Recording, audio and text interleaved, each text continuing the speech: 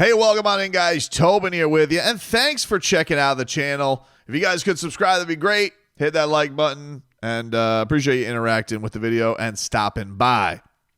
Miami Dolphins are getting ready for a Week 9 matchup with the Buffalo Bills on the road. I don't even know if the great mighty power of Kevin Harlan can save this team, though they have already lost one of his games. They lost the Seattle game. But usually Tua and Kevin Harlan can cause some kind of magic. I don't even know if the Dolphins deserve him. I don't even know if I want the Dolphins embarrassed in front of Kevin Harlan. And then there's part of me that's like,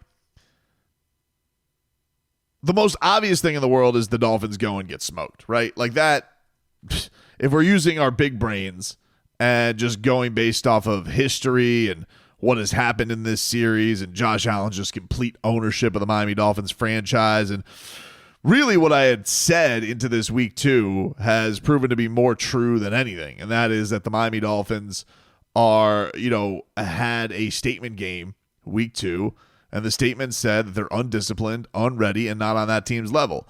And here you are at a point this season where the Buffalo Bills are 6-2, you're 2-5, and I don't know, man. Something just tells me that I don't know if this Dolphins team has what Buffalo had in it last year. Buffalo was kind of a teetering 500 team by the middle of things, while the Dolphins were flying easy breezy. The Dolphins have more of a hole to climb out of than Buffalo does.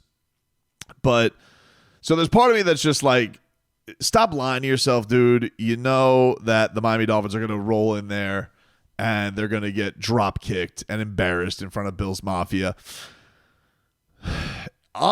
Probably the thing that honestly makes the most sense with this is the Miami Dolphins playing a pretty tightly contested game, and some catastrophic error is the difference in the game. Because that's mostly been the story of the Dolphins season, that they've been in all these games, or they've had a chance in most of these games, and there's just been some error or multiple errors that have just completely unraveled them and has just snowballed to some really, really bad place.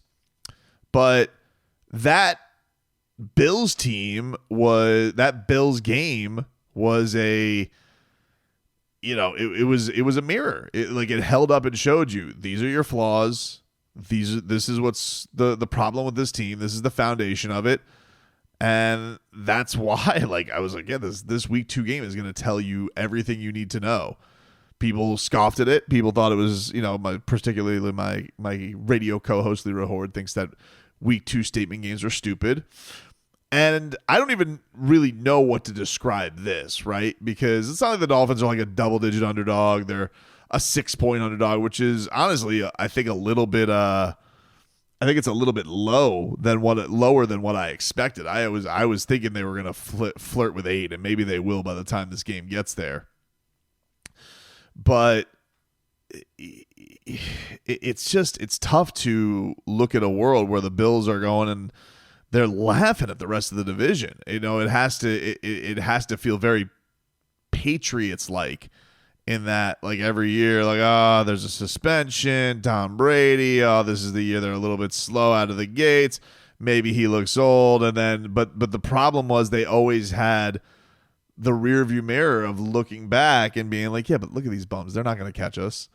And that's how Buffalo has to be feeling. Oh yeah, we made all these teardown moves, and we had to get rid of Diggs, who's done for the year, by the way, with a knee injury, so it's not even like that's coming off as some great exit now. And here they are, with this leg up on the entire division. And you're just thinking to yourself, yeah, you have to, if you're the Dolphins and you have any semblance of what you were going to do, you have to get this. But what are the things that they could go to and show you that they could get it done? I don't know. I genuinely don't know, because the last game was such an odd one too, because of all the turnovers and the run game. Josh Allen didn't even have an impressive performance. He didn't need it. And it's almost like you let the Dolphins punch themselves out, and then, you were right there for the knockout blow. It was like the Homer Simpson effect. Remember the episode of The Simpsons where Homer Simpson became a heavyweight boxer and he had such a thick lining in his skull. It's not probably the greatest analogy for a team that has Tua as their quarterback, but he had such a thick lining in their skull, punches couldn't affect his brain. So every boxer that he took on, and he would do like club fights, every boxer that he took on, he would just let them punch themselves out, and he would just go at the end, and that was it. So that's what the Bills essentially did to the Miami Dolphins. Normally, it's Josh Allen coming in like Ilya Taporia versus Max Holloway and cleaning their clock. So, they've gone these last couple of weeks. They've lost to some pretty good competition, and then everybody that they should have taken care of, they have handily. So, maybe you could look at it and say, well, maybe there's a little bit of last year's Dolphins to them. I don't know. The Dolphins certainly can't say that to them. That's for damn sure. Not with how many times they've lost. And I don't want to just make this a Dolphins-Bills thing, but I kind of want to pivot into something Mike McDaniel said yesterday, where he was going on and on and on about how Stephen Ross is, what the conversations are like with him and Stephen Ross. And he said, quote, he knows the people that he's hired. He really believes in it, and he's very supportive. I think he's supremely competitive, doesn't like to lose, but he's kind of aligned. He's definitely aligned in the process and evaluating that sometimes these results are fleeting and they fail in different areas. He tries to do everything in his power to facilitate success. So he's disappointed, obviously, when we don't have it. I'm very curious how Stephen Ross is going to respond to this if this continues. I'm very curious about it. If I was Stephen Ross, right, and this front office had me invest in the players that he invested in, and you've had a season where, hey, even the most pedestrian football fan would be like, you think it's smart to pay Tua? Now, I was guilty. I thought they should have paid him. I thought Tua wasn't going to run. Silly me. He got cocky and did it. Jalen Waddle, big raise. Been pretty unimpressive this year. Been pretty mundane. It's been feeling a lot like the start to last year. And now all of a sudden I'm getting all these tweets when he drops balls like, Tobin, you're on to something. I want to say this again. I love Jalen Waddle, but I'm a big fan of Jalen Waddle, and I love doing the Waddle celebration. But, it wouldn't say that's paid dividends for him. Tyreek Hill. I always find it interesting with Tyreek Hill because he can fire me up like none other when it comes to talking about the team and firing up where things are. And he obviously doesn't like the criticism because, this is the different year for Tyreek. Because in past years, okay, the Chiefs are awesome, but I'm putting up record numbers. I'm being voted number one player in the NFL. So while you can laugh that I'm not winning, I have won, I got my money, and I'm still the best receiver in the league. This year's a little different because now your former team's undefeated, and it's always impossible not to bring it up because he talks about it a lot. Everybody brings it up to him.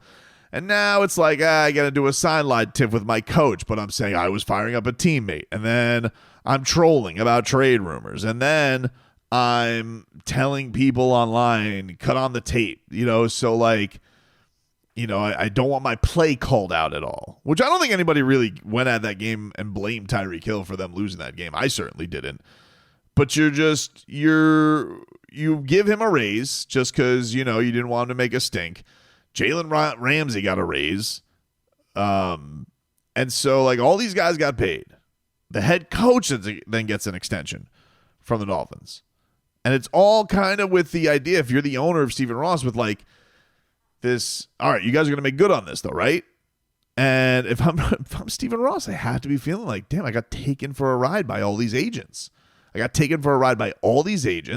I forked over a ton of dough, and I was the anti-Jerry Jones. I really was all in. I took care of everybody, other than Javon Holland.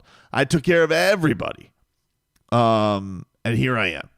I'm sitting here, tied in last place, about to go to Buffalo, probably get my head handed to me.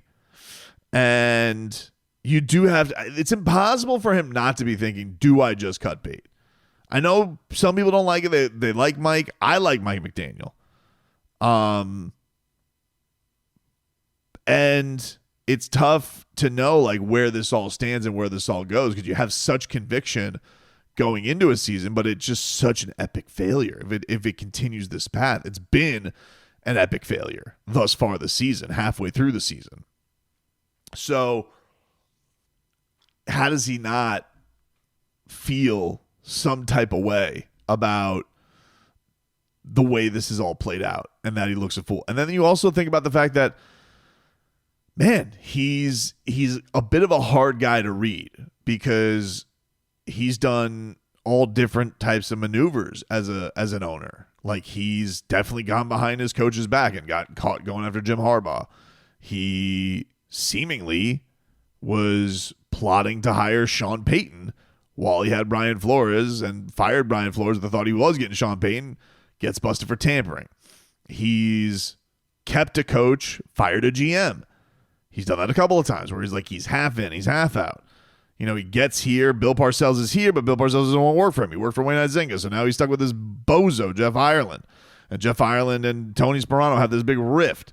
And then he hires Joe Philbin. He's like, oh, Joe Philbin, he's going to be the guy who was the architect behind Aaron Rodgers' offense. Oh, he didn't call plays? Oops. And he's going to be on Hard Knocks, and he's going to look like a boob, and him and Jeff Ireland are going to hate each other's guts, and then he's going to get rid of Jeff Ireland. And then, you know, some Donna Ponte is going to try and make her way to the top. And then Tannenbaum comes around, and Tannenbaum is like, you know, hey, you know, doing his Tannenbaum thing where he spends a bunch of ridiculous money and just ruins your salary cap, sets it on fire. All the while, Chris Greer is around here, but we don't really know how much power he has. And then he's just kind of hanging around. And then all of a sudden, he rises to promise. There was some guy from the Chiefs. Was it Carl Peterson? He was hanging around at one point. It's tough to know who has the guy's ears. Tom Garfinkel's sitting there. He's got his cool glasses on. He's just doing his job of renovating the stadium and getting F1 here and tennis and all these types of things to make Stephen Ross's sports empire worth $1 gazillion. But all the while, the football team is at best mediocre, sometimes sprinkles in a winning record, then tries to completely tank, trades off Laramie Tunsil, gets Tyreek Hill and Bradley Chubb and this oodles of fun. You get busted trying to get Sean Payton, so then you have to hire this strange, quirky little man who can save your lefty quarterback who you did want to tank for, but then maybe your coach never wanted in the first place, but maybe he's just saying that because he wanted to seem like he was never in on Tua, even though he probably wasn't on Tua, because it's very convenient to say that you're not in on Tua because you thought Tua wasn't going to work out, and now you're saying, oh, no, I wanted Jordan Love, no, I just wanted Justin Herbert. It's a very convenient thing, but you wanted to bring in Ryan Fitzpatrick and then bring in Ryan Fitzpatrick's coordinator because you couldn't keep any coaches, which is very, very strange. All the while, Stephen Ross is just sitting here like, who do I lean on here, right? Like, who does he trust? And I don't know. Like, do you at this point, like, do you just say finally turn to Dan Marino and be like, hey, do you want to do the job that you walked out on years ago after like 2 seconds? Or does he swing big? Does he then, like, everybody's doing Jets, Cowboys for Bill Belichick? Does he go in there and does he get into that game? Or does he look at Mike McDaniel and be like, nope, I like Mike McDaniel. We got to pick better players. And so he fires Chris Greer, and now Mike McDaniel ends up with more power. And is that the right thing to do? Because now I don't even know if this guy should have the power of coaching the game and calling the plays. He's in a tough spot. He is in a tough spot. It's very easy for everybody to go out here and say, hey, fire everybody, make the moves and all that type of stuff. But he really has to know who he can land, what's the pivot from here. You are old. You have changed already your succession plan of what the change in power was going to be. It was going to go to this Bruce Beal guy, but he embarrassed your franchise, got you caught tampering with Tom Brady because he was too chatty with Tom Brady's agent. So then you say, Bruce Beal, you're out. My daughter, she's in. We don't know anything about Stephen Ross's daughter who's going to take over. What's she going to be like with taking over the team? Maybe she'll do a lot better. It's hard to do worse. Could she actually go out there and win a playoff game as owner? Because this guy's tenure as owner has been really, really bad. Other than giving a cool canopy and better seats, it has not been a good time in success as Dolphins owner. But what does what is Mike McDaniel supposed to say to that? And when you are at this point with this franchise and you're sitting here, and if you lose to the Bills this week, even if the Dolphins were to rally off and finish 11-6 somehow, some way, the Probably not winning the division, because who could imagine that the Bills won't win 5 games, won't go 500 the rest of the way. But let's just say the Dolphins rattled it all off.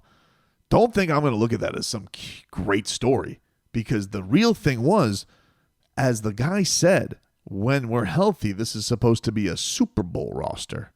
And while, yes, they have been snake bit on defense, you know how it goes, dude. If you have your quarterback and your star receivers are out there, no one in this fan base is going to want to hear a beep about it, because you're supposed to be the greatest mother bleeping show on turf, and it has been meh to a little bit last week, too disastrous on certain other weeks.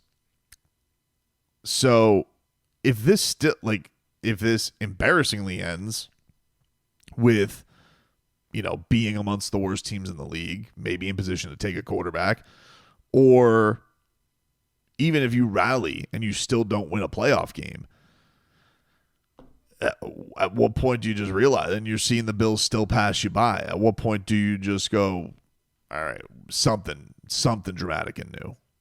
You gotta wonder what's really going through his head with all this. You have to, because honestly, dude, if I was in his shoes, and couldn't even fathom having that kind of money, that FU money, but this is successful everywhere, but this is the thing everybody knows me for, and mostly, yes, I'm known as a very generous man who, I'm not Jerry Jones, I'm not meddling. People say I let you do your job. I have rave grades all over the place.